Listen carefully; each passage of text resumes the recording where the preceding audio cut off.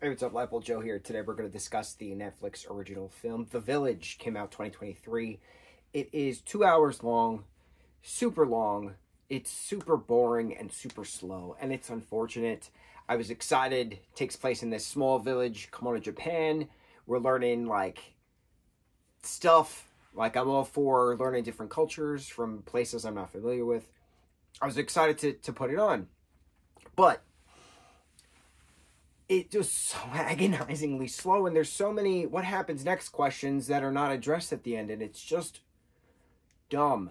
So, main character Yu is forced to work in the local garbage disposal plant factory that to pay off his mom's gambling debt after his father was framed for some crime against the village or something to that extent, right?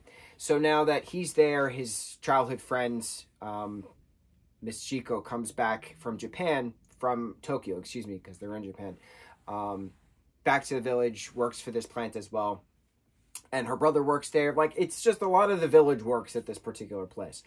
And then it's just a matter of uncovering gang stuff and who's paying who what money to dispose of what biohazardous material in the dump, using it as a dumping ground for bodies, stuff.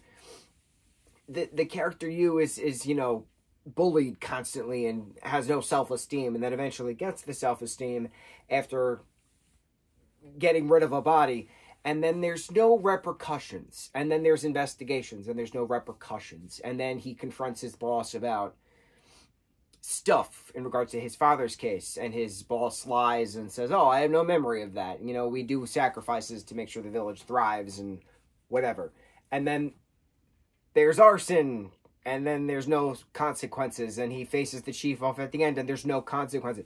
It's just weird because things keep happening, and nothing is being done about it. And then his friend's brother, in a post-credit scene, just, like, takes a suitcase and leaves town.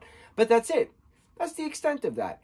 It's just strange. The other part of that is, from a technical perspective, the boss's mom, I think that's what the relationship was, also living in this gigantic house of theirs, is old and can't walk, so she uses a wheelchair to get around, but she's hooked up to an oxygen machine. She has tubes running through, right? Yu sets the house on fire. Arson. So when the fire is going in then to the mother's bedroom, to the boss's mom's bedroom, when she's hooked up to oxygen, what happens when oxygen is heated? It explodes. There was no explosion. No explosion. We see fire going throughout all of her bedroom. She's singing in her bed as the fire is encompassing the entirety of the room. Fire right by the machine. There's no explosion. I shouldn't be looking at this from the true technical science standpoint, but I am, because they're talking about decomposing bodies within this trash heap and recycling this and the science behind the crane dumping the fuel for the fire and all that stuff, right? If you have a character hooked up to an oxygen machine and the house is on fire, when the fire reaches that oxygen machine, there will be an explosion. There is no getting around it. Unless she's not intaking oxygen. But she clearly is, because that's what the tube is for that goes around. So it's just lazy. It's lazy. I thought the actors did a great job with the material they were given. It was very believable. Weak person turned into a not so weak person, not a strong person, but better. So the character development was there, but the assault scene was just awkward to watch, like very forced upon us to watch. It was like, it was strange. It was just uncomfortable, but it wasn't a, like, well thought out. It was like, I'm going to set my camera up, and the character next to me knows exactly what's going to happen. But it was forced. It was very forced. It was very weird to watch a forced scene of that extent. And then the aftermath of that, the scissors to the neck was beautiful, don't get me wrong.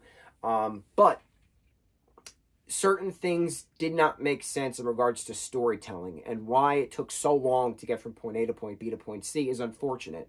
I would have liked more consequences, because it was just brushed under the rug. I don't get it. I didn't enjoy it. I thought it was lazy, and I'm never watching it again. So 2023 The Village, On to the next review. Mahalo.